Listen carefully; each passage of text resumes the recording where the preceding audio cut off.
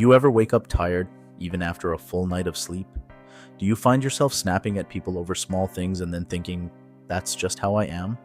Do you feel like your brain is constantly running, but somehow never getting anywhere? Here's the uncomfortable truth. The things that are quietly damaging your mental health right now are not dramatic. They're not crises. They're not things you'd ever call a problem. They look like normal life. They feel like being responsible, staying connected, working hard. And that's exactly what makes them so dangerous. In the next 10 minutes, I'm going to walk you through 4 habits that are eroding your mental health without you realizing it. And I want you to stay until the last one, because it's the most invisible, and in my opinion, the most destructive of all. Habit 1, comparing yourself constantly and calling it motivation. Let me ask you something.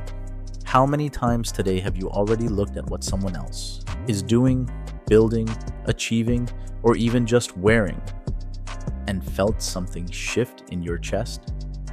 Maybe it was envy, maybe it was pressure, maybe it was that quiet, heavy thought, I'm behind. Social media has created something genuinely new in human history, a world where you can compare yourself to thousands of people simultaneously across every category of life: career, body, relationships, travel, success, all before you've even had your morning coffee. And here's what makes it neurologically devastating. Your brain cannot emotionally distinguish between what's real and what's curated.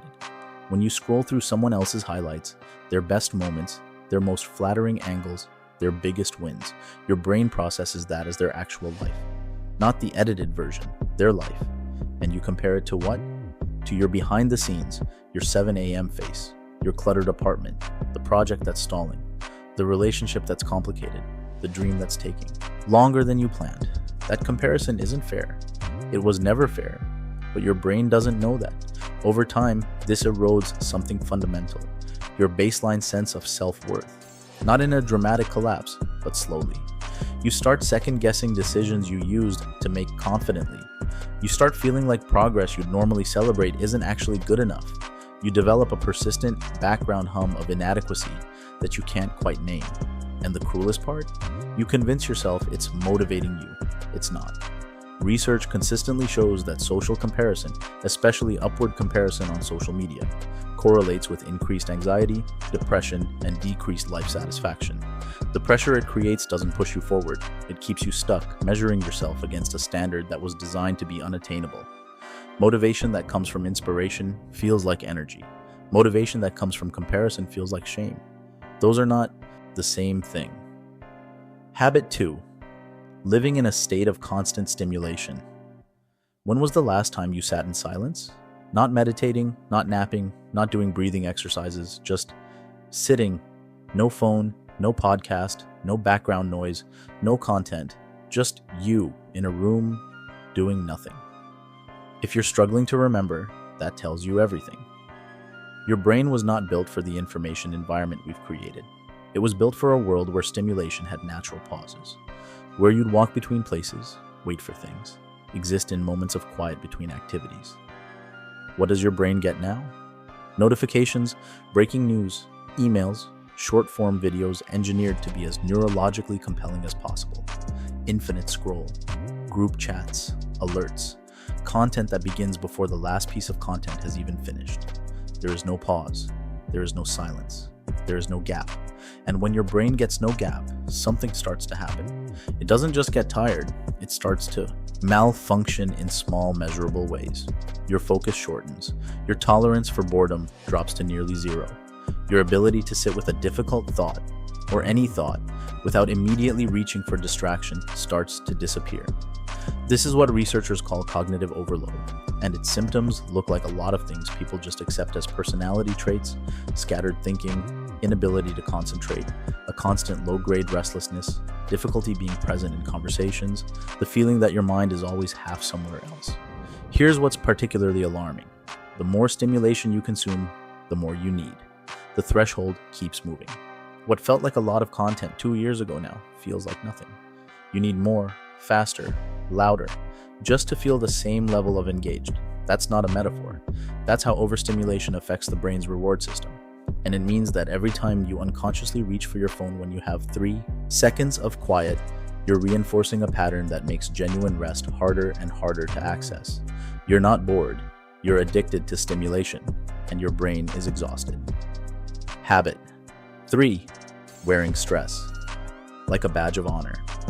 At some point, our culture decided that being busy was the same as being important, that being exhausted meant you were working hard enough, that if you weren't stressed, you probably weren't doing enough. How many times have you heard someone say, "I've been absolutely swamped," and they said it with pride? How many times have you said it yourself? We have glorified burnout. We've made chronic stress sound like ambition. And in doing so, we've normalized something that is genuinely physiologically harmful. Here's what chronic stress actually does to your body and mind. It keeps your cortisol levels, your primary stress hormone, elevated for extended periods of time. And sustained high cortisol doesn't just make you feel anxious. It literally changes your brain. It shrinks the hippocampus, the region responsible for memory and learning. It amplifies your amygdala's threat response, making you more reactive, more defensive, more likely to interpret neutral situations as hostile.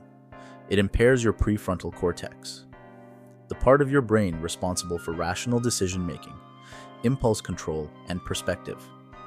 In plain language, chronic stress makes you forgetful, irritable, reactive, and unable to think clearly. And the longer it goes on, the more those states start to feel like your personality. This is one of the most important things I want you to hear. If you've been chronically stressed for months or years, you might have started to believe that the anxious, impatient, easily frustrated version of yourself is just who you are. It's not. You're not naturally that person.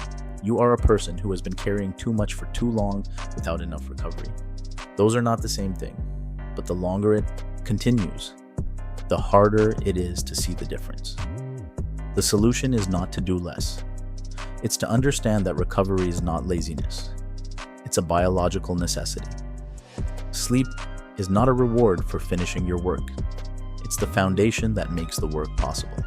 Rest is not what you do when you're done being productive. It's what makes productivity sustainable.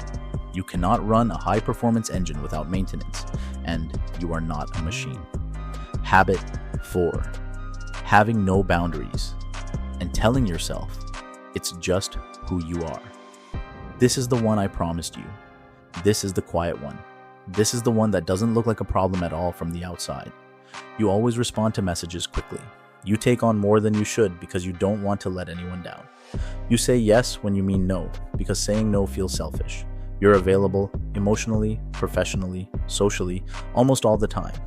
And when someone needs something, you show up, even when it costs you. From the outside, that looks like being a good person, a reliable friend, a dedicated employee, a caring partner.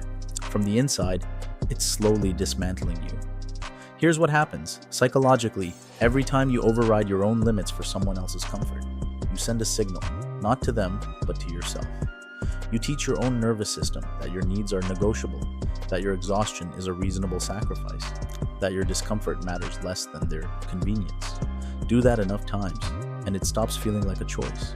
It starts feeling like identity. I'm just someone who gives a lot. I'm just always the responsible one. I just have a hard time saying no. But underneath that identity, something is accumulating. Resentment, fatigue, a deep, formless sense of emptiness that you can't quite explain. A feeling that you're always pouring out and never being refilled. The lack of boundaries doesn't destroy your reputation. It destroys your internal stability. And the reason it's the most dangerous habit on this list is that it looks virtuous. It gets rewarded. People praise you for it, so you keep doing it and the damage keeps building, invisibly, until one day you hit a wall you didn't see coming. You don't need to become selfish. You don't need to stop caring. You just need to understand that saying no to the things that deplete you is not a betrayal of your values. It is how you preserve the capacity to live by them. The real danger, it all feels normal. None of what I've described sounds catastrophic, does it? That's the point. Mental health doesn't usually break in a single dramatic moment. It erodes, slowly, through accumulated small decisions, repeated patterns, and gradually lowered thresholds for what's acceptable. A little comparison here, a little overstimulation there, some stress you never fully process, some needs you never fully honor, day after day, week after week. And then one day you're sitting somewhere and you realize you don't feel like yourself anymore. You're tired in a way sleep doesn't fix. You're disconnected from things that used to bring you joy. You're functioning, maybe even functioning well, but something underneath is hollow. And when someone asks if you're okay, you say yes, because technically nothing is wrong. There's no crisis. There's no single thing you can point to, but there's a cost you've been paying in installments. And it's come due. Where to start? You don't need to rebuild your entire life this week, but you do need to stop normalizing the slow erosion. Start with these 4 things. 20 minutes a day without a screen, not while you're sleeping. Intentionally while you're awake. Sit outside. Walk without earbuds. Let your brain be unstimulated. It will feel uncomfortable at first. That discomfort is the point. Say no once a day without apologizing for it. Not rudely, just cleanly. Practice communicating a limit and not immediately following it with 10 sentences of justification. The ability to hold a boundary without guilt is a skill. It gets easier the more you use it. Audit what you're consuming. Go through the accounts you follow and honestly ask, does this make me feel inspired or does it make me feel inadequate? Unfollow ruthlessly. You curate your physical environment. Do the same with your digital one. Treat sleep like the non-negotiable it is. Not as a luxury, not as what you do when you've finished everything else, as the foundation of everything else. One consistently good night of sleep will do more for your mood, focus, and emotional regulation than almost any other single intervention. Your mental health doesn't collapse all at once. It wears down quietly, in habits that feel normal, in patterns that feel responsible, in a pace that feels like just how life is. But now you know what to look for. The question isn't whether you recognize yourself in any of this. The question is what you're going to do about it. If this video made you stop and think, share it. Not because of the views, but because someone in your life is probably carrying one of these patterns right now and has no idea. Some things only become visible once someone names them, and you just heard their names.